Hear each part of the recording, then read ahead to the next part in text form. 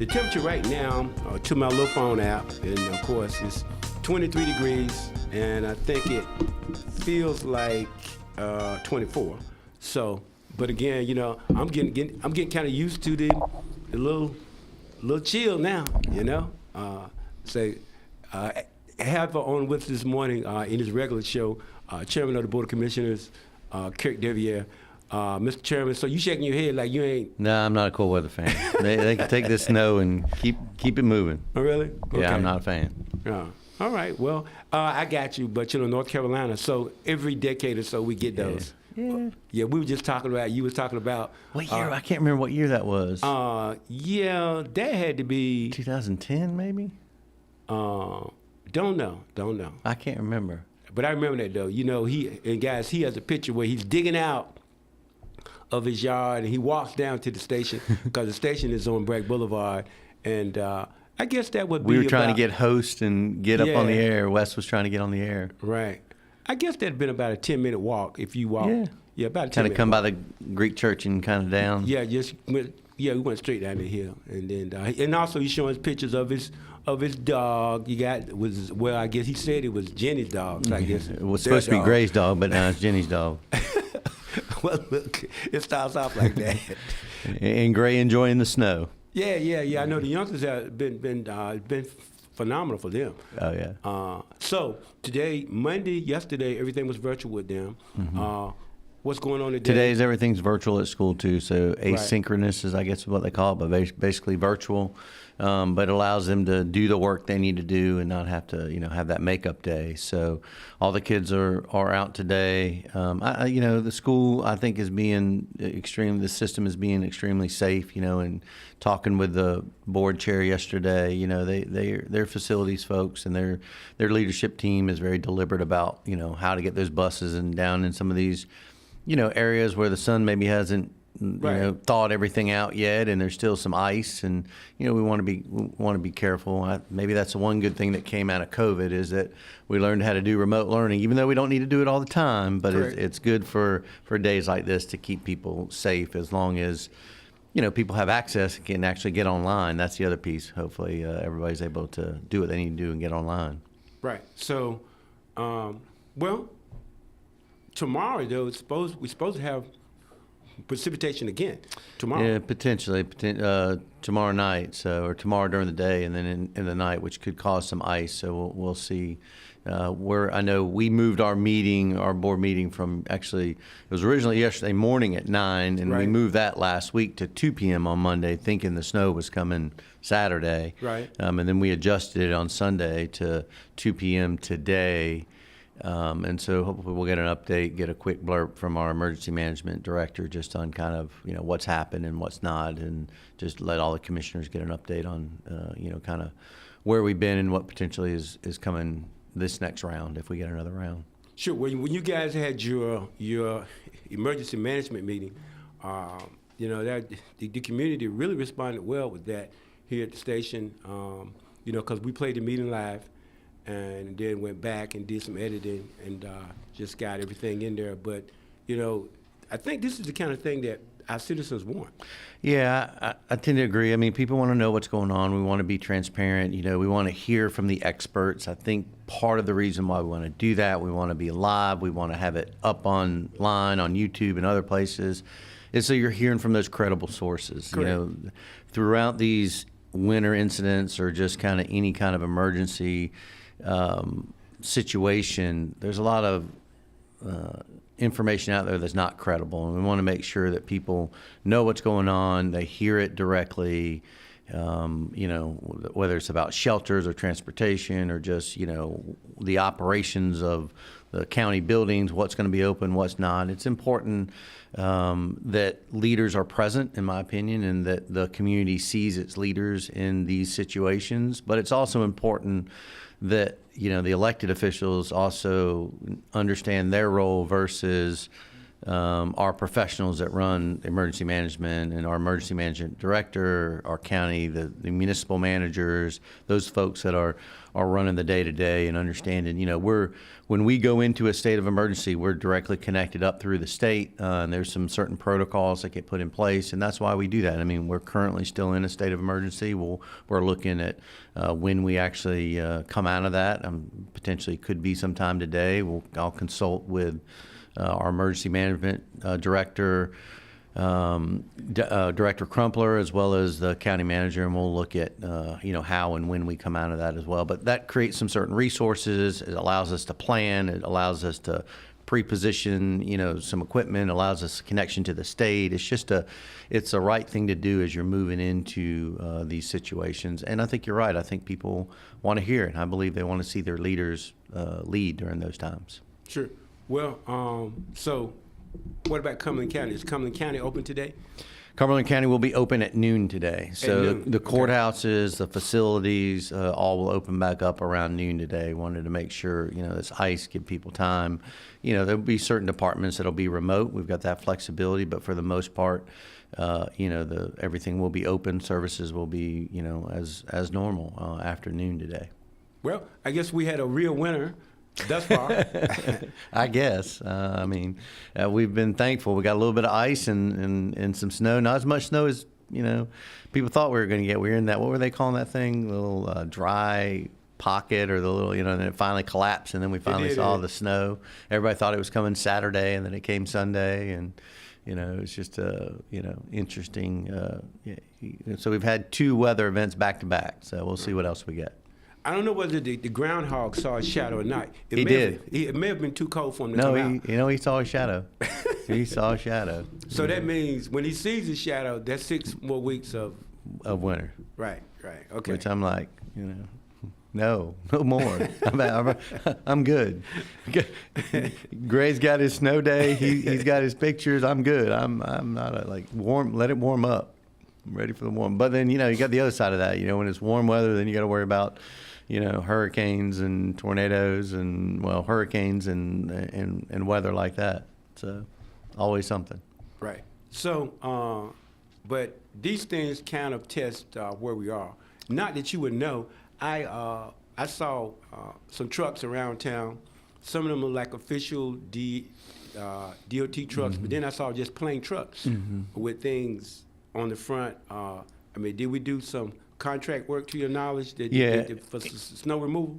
And so DOT really handles those main roads, and a lot of times they'll contract, with private entities. That's part of the state of emergency, allows that contracting to kind of happen, pre-positioned. But the city also does. City of Fayetteville also, has responsibility for some of these roads, and so, they're doing some things as well, and they, potentially would have contracted with folks like that. And, trying to get the main roads back open is critical, as you saw, at the state level, making sure that the interstate system, the connectivity across the state is open back up. And it's important when those things are happening. And I think locally we did a pretty good job. If people aren't on the roads, it makes clearing the roads a lot easier, especially when these vehicles are moving through to clear the roads. And that's an important part of it. If we can get the roads back open, get the snow and ice off the roads, and that makes it a lot safer as we look for these low-lying areas and some of these roads that may not have sunlight or may have not got, cleared, so to speak. Yeah, well, I saw that because I on the north side where I live, it's pretty clear. And after I did the show here yesterday, I went out towards Hope Mills, and there was a lot more ice on the roads out there. It was almost like day and night. And it depends on where you are and the priority of the road and how they're going to get cleared with any kind of equipment by either municipality or DOT, and DOT is doing most of it or a lot of it. And I'm sure that somebody from the municipality can kind of talk that more. We're focused on the health and human services side, making sure if we've got to stand up emergency shelters. And that's the other thing about, a state of emergency allows us to start pre-position that, coordination with the Red Cross, coordination, activating shelters and lean into it. We didn't have to stand up one of our emergency shelters this weekend. We've been fortunate Now with our partnership with Cornerstone and now the Salvation Army's back online, we've had more capacity than we needed, which is a good thing because for a long time we didn't have capacity. And that's capacity for, not just men, but now women and children as well, which is important. So we've had the capacity through the weekend. We never reached capacity in either of the facilities. But we were prepared and leaned in to identify that emergency shelter if we needed to. If something kind of moved sideways, we're ready with the Red Cross, ready with DSS, ready with our team to deploy that emergency shelter package, as they call it, to one of the rec centers in coordination with the city of Fayetteville. If I could pivot in another direction, Sure. All you guys are members of the Cape Fear Valley Correct. board, and kind of caught me by surprise that Mr. Nagoski is ending his career here after 18 years. He's obviously he oversaw a lot of change, growth not only on Owen Drive, but now they own the 11 counties. Right. So we're out there. Cape Fear is bigger than it's been ever. But you guys were aware that I'm sure being on the board. That's a pretty big deal because replacing him is he's not as visible of a person that many would know and see. But that's a pretty big deal for our community for him to be stepping aside. Yeah, and Mike, and I've had the fortunate opportunity to work with him since he got here, even wearing my community hat before I was elected, but then all the way, especially when I was in the state senate and their explosive growth they were having, we were helping with resources at the state level, and then coming back here on the commission and being on the board of trustees at the hospital, getting to work with him and working on the executive committee alongside their team. And the thing I'll say that Mike has done is he's not only built, his visionary and drive, quite frankly. I mean, he's a very driven leader to build the health system that they've built in a time where healthcare has been very interesting from a downward pressure on cost and expenses. He's been able to connect into different counties, grow that health system, but not only grow the services in the system, but he's built an amazing team there, Troy. The senior leadership team that's there, the physicians, the doctors, the nurse staff, just the administrative staff, the team that's there, he's done a great job. It's not only building the infrastructure and the facilities, but you gotta, no organization is only as good as its people, and he's done a great job of positioning people there. We as executive committee of the board met, and we went ahead and named Dan Weatherly as the interim, who's the current COO, and again that speaks to just that leadership team that he's put in place. He's done,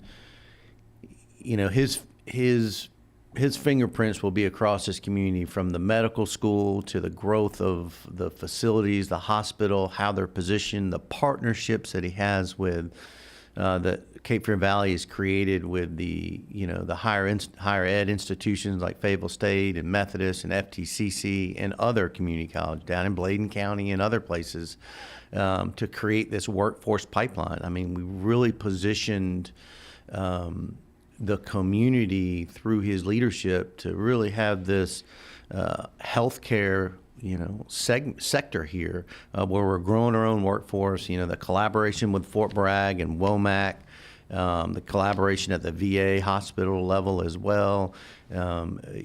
He's been directly part of that from a very small health system where it was just a few. They had a very small footprint to a very large footprint. So. I think it caught a lot of people by surprise, but, Mike doesn't do anything unless he's thought through it. He's very deliberate in his actions. He's very thoughtful in how he moves and how he moves the health system. And, I'm happy for my friend who I've got to know over many years to be able to go spend a little bit of time in retirement. And, as you can imagine, that's a pretty stressful job. Sure. Well, also, making mention of the medical school, certainly with the relationship of nursing schools with the hospital. Let's talk a little bit about that. Long-range impacts of a medical school being in our community. It's transformational, Troy. I mean, you just, to be able to train that workforce, not only our doctors, we've got a great residency program that continues to grow. Now we'll have this medical school where, we'll have 60 plus, in this first class. Those are doctors where we're in a doctor desert that we'll be able to, when people graduate med school, they primarily end up in that area, and just the impact that we'll see on our healthcare system across this region will be impactful, long term. And once that cycle starts, then it just it continues, and we can continue to grow it. But I think it's transformational for our community in a lot of ways. It opens the door for us to do other things. We're expanding our research capacity at the hospital as well, and have been over the years. The relationships that you form with Methodist on the med school side, but then when you look at, the recent partnerships that have been announced with Fayetteville State and FTCC on the nursing programs, as well as at Methodist. Methodist has a great PA program. These are all things that feed into that hospital system. And this medical school, it was a long time. I mean, this was several years ago. I talked to Marshall Faircloth about it. He was on the, part of the original team that was looking at the model and how to do it. And that one, he was on the board previously, and then he rotated off and came back on. And so it's going to be, when we open those doors later this year and that first class starts, it's just a different day for Cumberland County and the surrounding region for having a medical school here.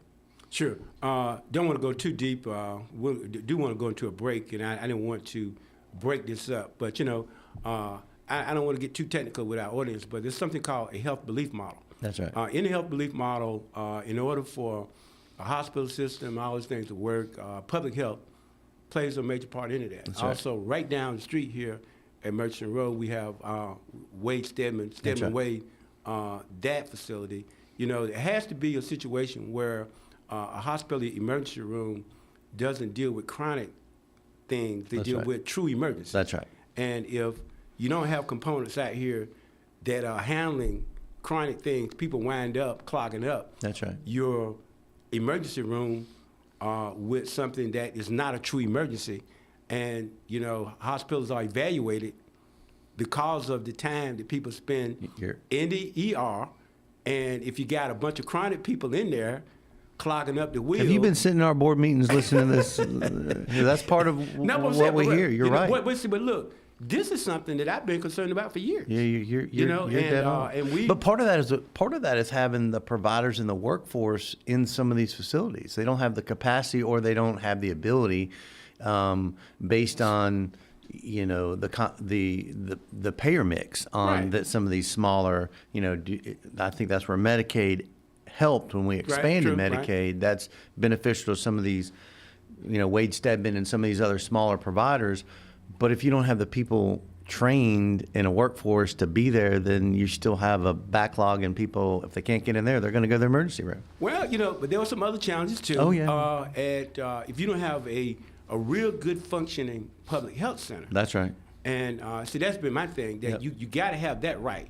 That public health center has to be functioning, clicking on all things, because they had an adult center there for people to come, and I'm not sure where they are now, but I know that that did collapse, not under this present administration, but other administrations. I'm just saying is that, it's more complex than people think. It is. And the whole evaluation of hospitals and how much time people spend in the emergency room, there are people that look at that stuff nationally. Oh yeah. There are reports that leapfrog reports, and these reports that you are judged on, and quite frankly, when back to Robert Van Gien on the economic development side, when people are looking, they're looking at the state of health in a community, and if you've got a low leapfrog score, you're going to take a lick. That's what I'm saying. So I mean, these are the kind of things that, and it's all connected. To your point, there's an ecosystem. Right. That's what I'm saying, and that the average citizens out there, a lot of them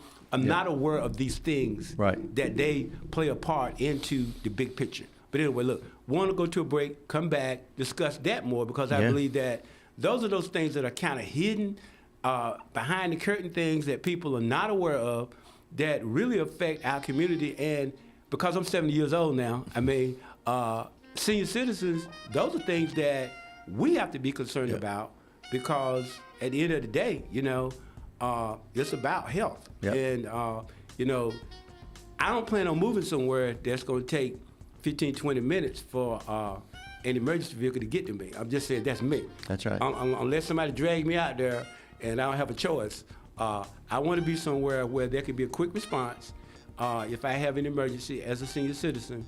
And but those are the kind of things that, let's talk about that when we get back. Going to the break, and we'll be right back.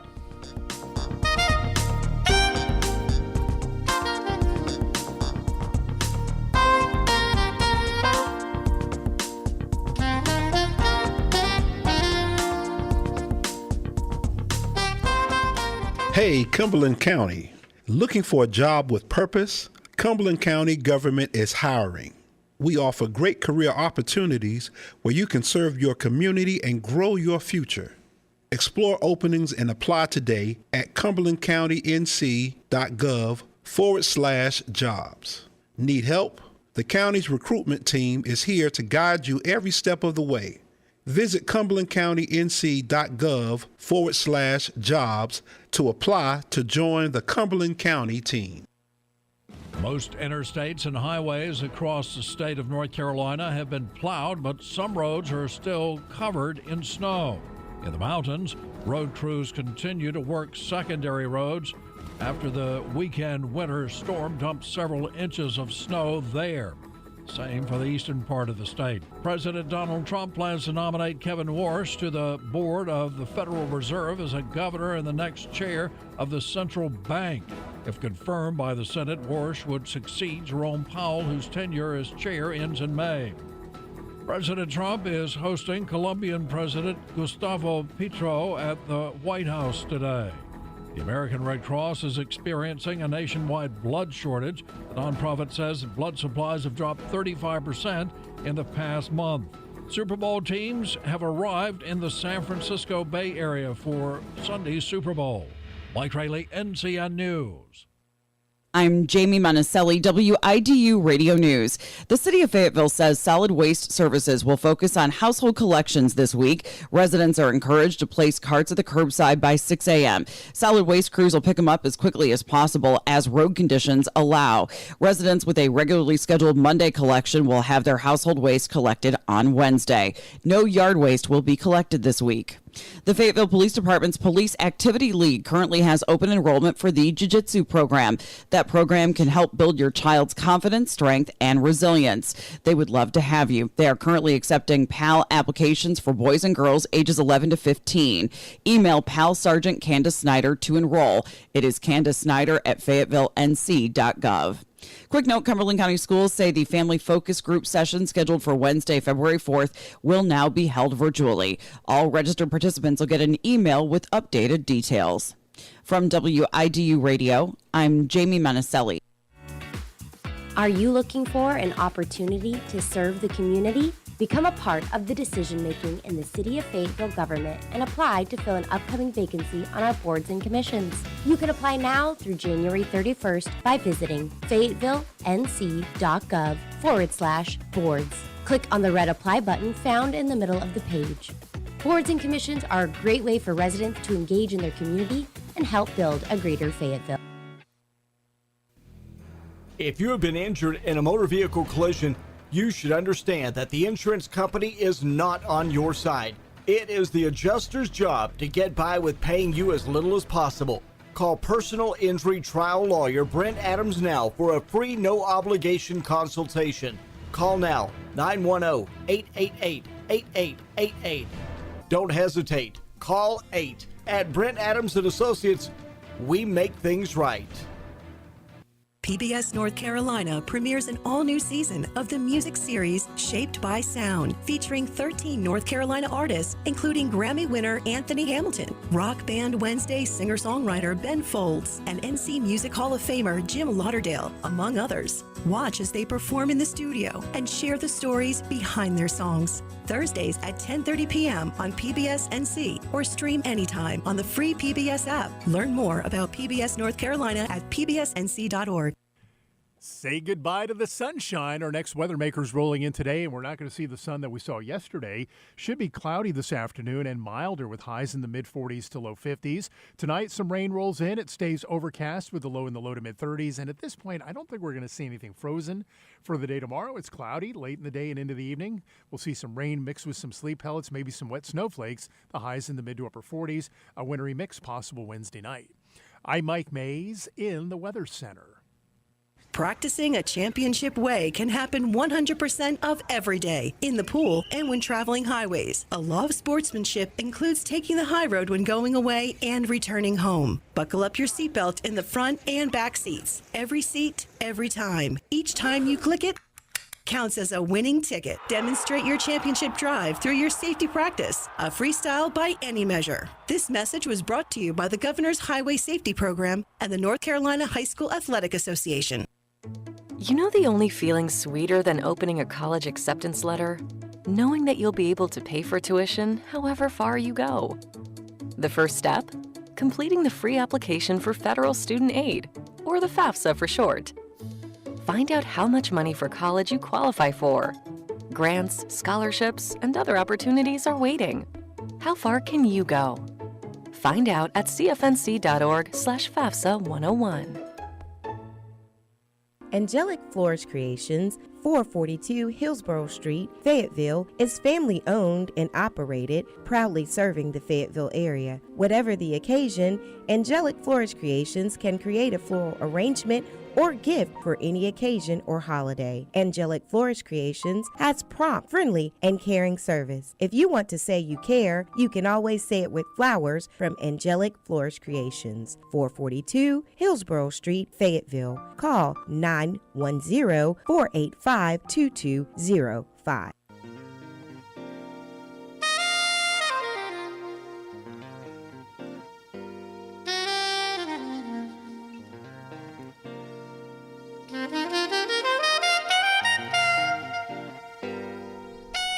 And we're back now again in the studio with us, Chairman of the Board of Commissioners, KIRK DEVIERE, having a discussion prior to the break, and now we're continuing that discussion about the health care. Again, you know, and those of you all that love to do research, just look up what a health belief model is, because it talks about the components of keeping a community healthy. And of course, our hospital system is going to be crucial to that. However, public health and other agencies like down the street from us, the Wade Stedman Medical Center, which is right on Merchant Road here, those things play a huge part because, like I said, you don't want people in the emergency room with chronic conditions. You want them in the emergency room with true emergencies. But you know, if you got a sore throat and you can't think of nowhere else to go, it's an emergency to you, but medically. Well, but what we saw, Troy, to that point is, you know, before Medicaid expansion, you really saw that the emergency room was people's insurance. It was their medical plan. I mean, it was their health insurance. So they went there and, you know, they didn't have insurance. They didn't have that. Medicaid wasn't expanded then. And so they're going through, a lot of times they were uninsured. Because you can't say no. You can't say no. And so they're going in the emergency room. And so as Medicaid expanded, we've been able to, you know, now providers can take, you know, that. And so that's, you know, taking a little bit of the pressure off of the emergency room. But who knows where this, you know, Medicaid expansion is going to go in our state with what's happening at the federal level with H.R. 1, the bill that was passed last year. You know, there's going to be some potential changes to Medicaid at the state level, and so how will that trickle down to the counties? But it's taking that, it's not just that pressure on the emergency room. You know, in this community, we also have a void of mental health resources. And then that first, you know, someone's in crisis in that first 24, 48 hours, and then that long-term, you know, kind of recovery, that next 90 days. And so a lot of times people end up in the emergency room with that are in a mental health crisis, where if we had and we're working towards that, but if we had a diversion center or a center that can handle it outside of I know people say we have Roxy and we have a couple others, but they're not being used the way that they should be used. Sure. And so they're ending up in our hospital, they're ending up in our emergency system, or they're ending up in our jails, quite frankly, which is not where they need to be. And then once they get there, they don't get out. Well, I mean, you know, I remember when, you know, I worked in that system for a while, and I remember when, because I worked at the health department when there was a regional health department, and I mean, a regional mental health center, and it doesn't exist anymore. Yep. So don't even get me started. State of North Carolina. How messed up that became under the Easy administration, but that's another story. Yeah. And another point before I move on, because I want to talk about EMS stuff, that not only they don't even check you whether or not you're a citizen if you come to the ER either. You know, there's not a They have to provide care. I mean, that's anybody that walks their in the role, door. and as they Right. should. And which is why, to your point, of that ecosystem, the health care ecosystem is so important. And I think that's been one of our focuses over this last year, and even moving forward this year. And you'll continue to hear more about it. Is, you know, we're moving towards how do we get this, you know, behavioral health kind of initial, almost urgent care, like you see, they call them BHUCs. That's, you know, behavioral health urgent care kind of models that you see in Greensboro and some other places. Working with our partnership with the Alliance, as well as others like Cape Fear Valley and others, how do we, you know, create that facility? In the last budget cycle, we set aside some dollars to do that, and now we're beginning to look at what does that look like in our community, and talking to the experts on this mental health side, behavioral health side, because it's not just the mental health piece, it's also the substance abuse piece. And it's not just with adults, it's with youth as well. So you've got a multi-pronged, multiple, you know, groups that we have to look at to address in a huge void that we have in our community. That first 24, 48 hours, whether you're an adult or youth, whether it's substance abuse or mental health, but you're in that crisis mode. And then the next 90 days where you're getting stabilized and then connected to the case management and all the services, all the wraparound services that our community has an abundance of. We just don't have that initial piece. And so our ER is getting overrun, our jail is getting overrun, and people aren't getting the services that they need. Sure. Let's talk also about response of emergency medical systems. Sometimes people see an actual fire department truck there, or they may see a vehicle that has EMS on the side of it.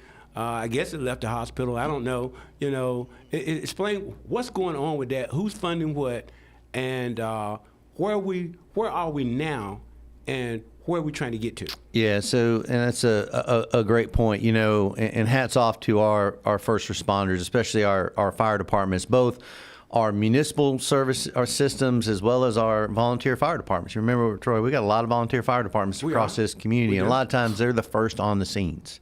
And they're providing that initial emergency service to somebody that's in need as the ambulance gets there. So our EMS, which is a little unique in this community, is run by our hospital system. Remember, the hospital system used to be a county entity. Correct. Several years ago that was broke down. It's public-private now, quasi. And EMS is still handled by the health system. And so, you know, some of the questions that we're beginning to look at and issues we're looking at is what's that capacity as we grow as a community, as we've got different, how are we positioning those EMS assets, where are they coming out of? You know, Cape Fear Valley's done some creative things with some, not a full up ambulance, but you can have a smaller SUV stocked with different things to respond to different types of emergencies. But what you see a lot of times, unfortunately, is the first responder may be on scene, and that's let's just say it's a Stony Point volunteer fire engine that's out on site, a big engine, right, doing what they need to do, taking care of the individual. But now that truck is, it can't go to another fire. Right. And so that's, we need to make sure we've got that capacity in the EMS, and in looking at some of the, best practices that you see in other communities, especially the mix of our community. Because remember, Troy, our community is kind of a blend of rural and urban in some ways. Right. I mean, it's just different. So what does that mix look like? What are the right assets? And then, when you look at Cape Fear Valley, part of their EMS, they also have transport that they're transporting to these other hospitals in their health system as well as others. So that's a piece of this as well that may take an asset out for a little bit. So we've got to make sure we have the capacity. And those are, Cape Fear Valley does a great job of servicing it, and we just got to continue to look at this as we're a growing community, a more sprawling community in some ways, where you're seeing growth in northern Cumberland County and Linden and some of these areas. We've got to make sure that those assets are positioned across to get that timely response. And what you're seeing is, again, hats off to the fire departments because they're the first ones on the scene a lot of times. Well, you're right. I would say, though, because I live in that direction, I think that responding out there is a little different than responding out west. Oh, yeah. When you off of 87 and you got all that back in there. Because at the end of the day, response times matter. Oh, yeah. And I know that data has to be in front of you guys. It is. I mean, and that's a piece of it on response times. And, we've talked to some municipal leaders, quite frankly. I mean, it's just, that was some of their concerns that they have, out in, the Falcons and, right, and quite frankly, even in Spring Lake, I had some hard conversations with some of the electeds over there about, kind of some of the response times that we're seeing and some of the situations that are over there. And I think that's important that we have those conversations. We can identify, to your point, the data is there. We just have to, and I will say, Cape Fear Valley does a good job of looking at that data, evaluating it, and knowing where they need to position the resources. But as a county, we've got to continue to look at that and working with the municipalities so that first responder is timely, because it's it's in some situations a second is saving somebody's lives. True. Well, not to corner anybody up, but we have some elections coming up, and I guess voters need to understand that we need people that can handle a variety of issues, much like we're talking about now. It can't be a single thing. I just want to do this for this person here. You guys have to make a lot of decisions about quality of life stuff that sometimes people just don't think about unless they're on the receiving end and it doesn't turn out well. Yeah, I think it's important, that we on our board and commissioners and even, future commissioners stay very deliberate about what our work is as a board and what the foundational things that we're supposed to do. When you look at health and human services, like we just talked about, that mental health capacity, that behavioral health capacity, when you look at infrastructure across our county, both from an economic development standpoint, but just a growth in residential, and in some cases, a health and human, a health issue when you look at these septic tanks. But, then you also look at, the school infrastructure and the basic things that we need, public safety, how we invest in our sheriff, but I'll also couple that with the public health side and the mental health side. I think it's important that, while people are going to bring their life experiences, which is important, that we really stay connected out into the community to understand where those issues are. So you're hearing that response time, or you're hearing, this piece about a school, or you're hearing this issue about, infrastructure and water and those types of things. But also understanding that everything has a price tag, Troy. It does. And we have to make decisions and make the investments with the people's tax dollars that make the most sense for this community. And sometimes that's not easy. And we're getting ready to start a budget process. We've got a budget workshop later this month, and there's a lot of downward pressure. People call it unfunded mandates that are coming from the feds and the states that we're going to really have to look at how we do things, and what are the true needs, what are the true requirements that we are obligated to do in providing those core services to our citizens, and what's the cost to do that, and how do we do that in the most effective way. And this is depending on what we have to plan for the worst, and we just got briefed on it. We're continually briefed on it, but just did a strategic plan update where we kind of walked through some of those potential costs that are going to be a downward pressure on our budget cycle this time, where we have to plan that if we have to pick up this funding or we have to pick up these additional services, that there's a cost to that, and how does that factor in? Because those are by law things we have to do, whether it's in the justice system or it's in the health and human services system. So I think it's important that it's easy to come on and I'll use an expression that a good friend of mine uses a lot. It's easy to come on and talk door hanger politics and talk about here's the things that are on my door hanger that are good talking points, but how are you going to do it, and what's the execution of that? And I think it's important that people get past the talking point and get to the details of how you're actually going to do something. So, you're a little different in that you have experience putting together a state budget as well as putting together a county budget. And a city. And a city. So the state budget affects what happens at the city and the county level, and let's talk about that a little bit. Because that could be a whole conversation by itself. But still, I think sometimes people don't realize exactly the state's going to put their hands in your pockets a certain way, and you guys have to make adjustments at the county and the municipal level based on what they're doing at the state level. And what may be advantageous to one segment of the state may not be as advantageous to another. You're exactly part right. Of the state, correct? And I'll give you a perfect example, clarity. So, the requirements that came down from the federal government around Medicaid with H.R. 1. So the bill that was passed last year, there's some, work requirements, there's some other reporting requirements, there's some other things.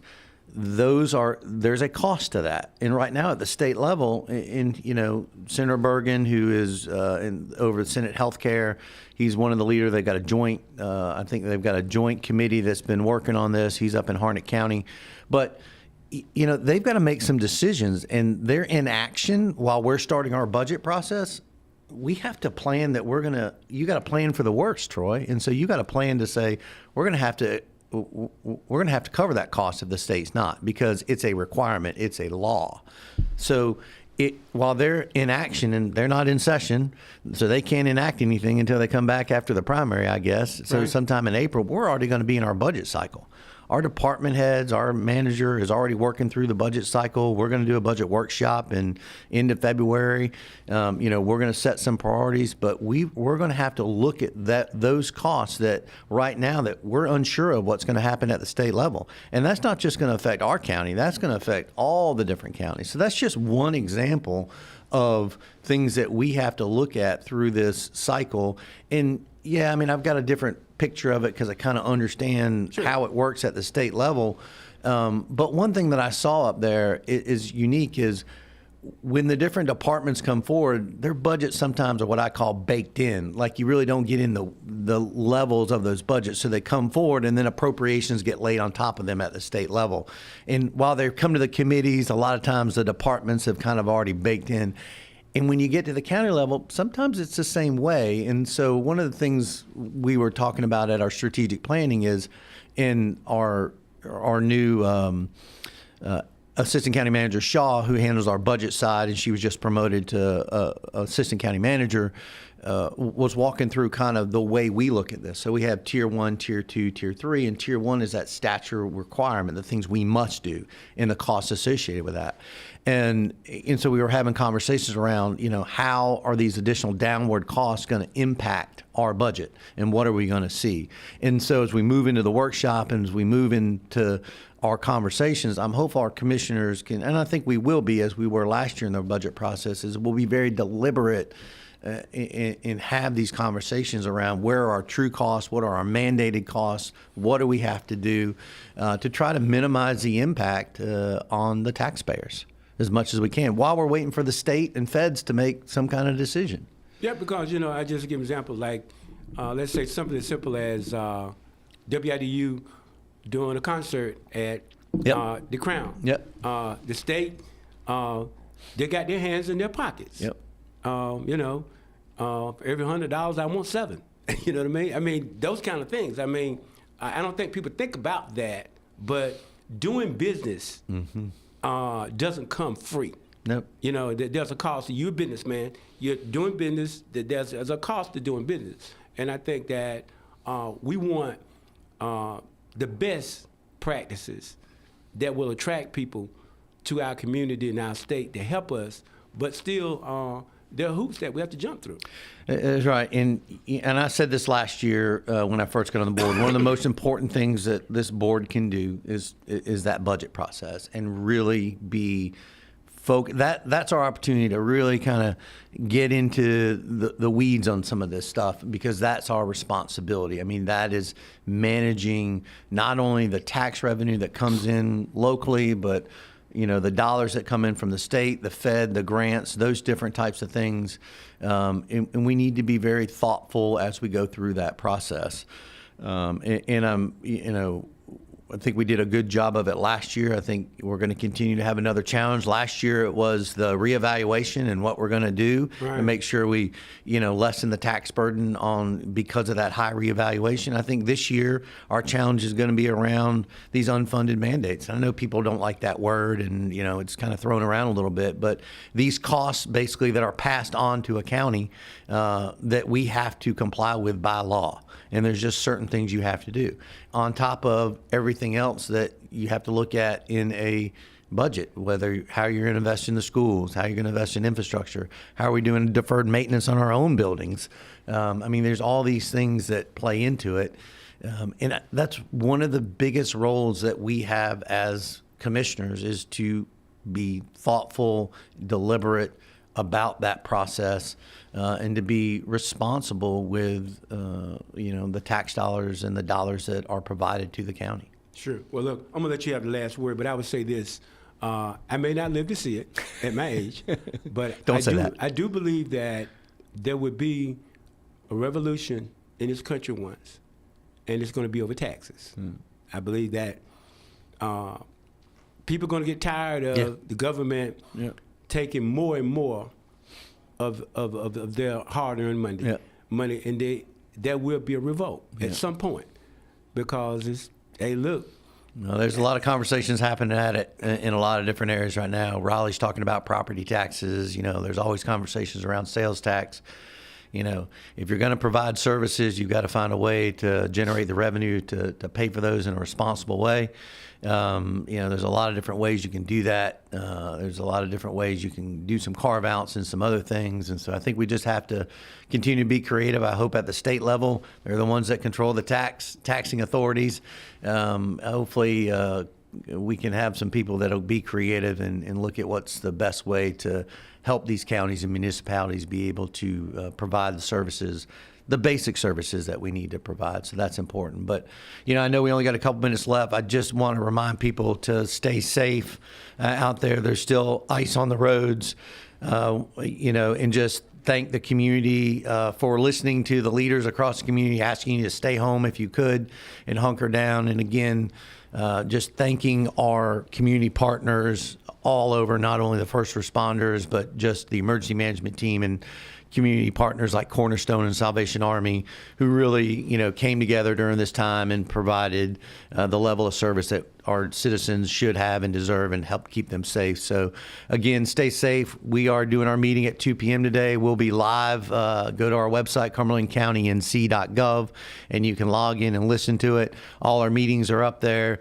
We try to make sure that we're transparent and people know what we're doing and how we're doing it. So Troy, again, always thanks for having me on. It's always good to have a conversation, because you sit over there with absolutely zero notes and can talk through just about every issue across this community and state and federal level and in sports and everything else. And so you never know where these conversations are going to go, but I'm grateful to be able to sit across the table from you and have these conversations, and I appreciate you and Wes and Sandy and everybody at WIDU. Appreciate you, man. And our most able producers are my good friend, Reverend Carly Brinkley, a Cowboy fan, and Reverend Paul Matthews. He's a Steeler fan. Yes, sir. And, but... You just took a Cowboy, right? Man, we have some fun with that. But look, I'm looking at getting me, Coach, these guys come in here prepared, man. I'm going to get me a real Raider jacket. All right, there you go. Got a Raider hat.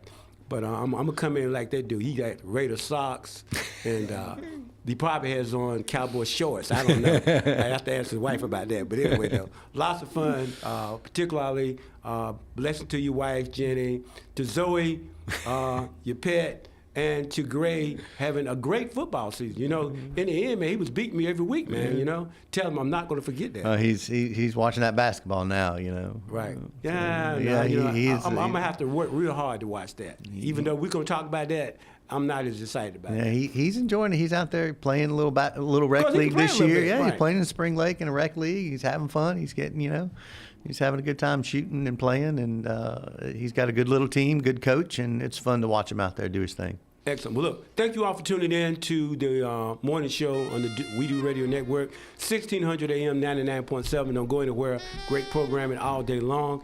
Again, as stated, unless you have to be out, kind of want to stay home. I don't know what's going to happen tomorrow. Something's supposed to fall from the sky. And, it may be frozen or whatever. But, look, we're going to be all right, man. We're going to be all right. I don't want to hear nothing about no cabin